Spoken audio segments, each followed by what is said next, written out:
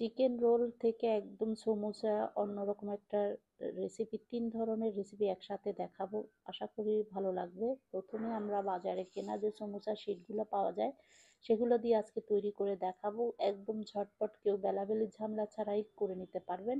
আমি এখানে শিট নিয়েছি, নিয়ে একদম সোজা এভাবে কেটে নিলাম, তারপরে এভাবে কেটে নিলাম। একদম সহজ কিছু নাস্তা আপনাদের সাথে শেয়ার করবো, আশা করি আপনাদের অনেক বেশি ভালো লাগবে। এই যে দেখেন, এভাবে করে কেটে নিলাম।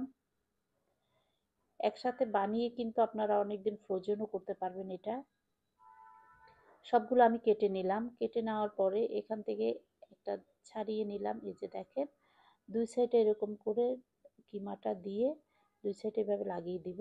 ঠিক এভাবে আমি যেভাবে করলাম ঠিক এভাবে।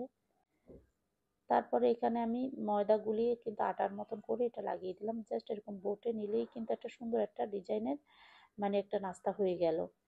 এটা তেলে ভাজলে খেতে কিন্তু খুবই দারুণ লাগে। আবারও একটা দেখিয়ে দিচ্ছি আপনাদের শেখার জন্য, যেন খুব ঝটপট আপনারা বানিয়ে নিতে পারেন। এই যে দেখেন, কিছুই করতে হবে না, জাস্ট এভাবে দিয়ে তারপর এভাবে বোটে নিলেই কিন্তু হয়ে যাবে।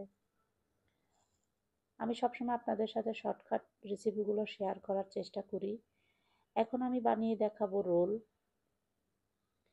প্রথমে এখানে একই কিমা দিলাম, দিয়ে জাস্ট দুই সাইড থেকে এভাবে বোটে দিব। এখন এরকম করে কিন্তু অবশ্যই আঠা লাগিয়ে নেবেন, না হয় কিন্তু আপনার এটা লাগবে না, যেহেতু এটা ড্রাই।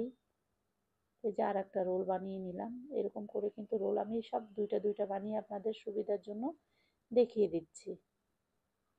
রেসিপিগুলো ভালো লাগলে অবশ্যই পেজটা ফলো করে দিবেন, ভিডিওতে লাইক দিয়ে দিবেন, বেশি বেশি শেয়ার করে দিবেন। একই নামে ইউটিউব চ্যানেল, চাইলে সাবস্ক্রাইব করে সাথে থাকতে পারেন। দেখেন তো, রোলগুলো কিন্তু দেখতে খুবই সুন্দর লাগে, তাই না? এটা ভাজার পরে যে ক্রিস্পি হয়, আপনারা একবার হলেও ট্রাই করে দেখবেন। এই যে আমি আবারও কিন্তু বানিয়ে দেখালাম যে কতগুলা, দেখছেন কত ঝটপট বানিয়ে নেওয়া যায়। এখন আমি আবার এরকম করে কেটে নিলাম। এই যে দেখেন, এখন আমি এখান থেকে এভাবে করে বটে নিব সমোসার মতন। এটা যে কোনো সমোসা। তারপর এভাবে করে আমি ঠিক এভাবে করে বানিয়ে নিলাম। অবশ্যই কিন্তু আঠাটা লাগিয়ে নিতে হবে, না হয় কিন্তু মানে খুলে যাওয়ার সম্ভাবনা বেশি থাকবে। সেম ভাবে আমি আরো বানিয়ে দেখালাম আপনাদের সুবিধার জন্য।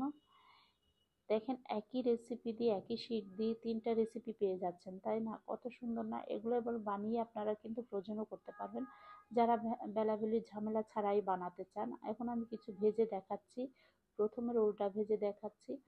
আর এটার মধ্যে কিন্তু এত বেশি কালার আসবে না, ঠিক এরকম একটা কালার আসবে। তারপরে এখন ভেজে উঠানোর পর আমি সমোসাটা ভেজে দেখাচ্ছি। এই যে দেখেন, এটা কিন্তু ভাজার পর আপনারা খুবই ক্রিস্পি হবে।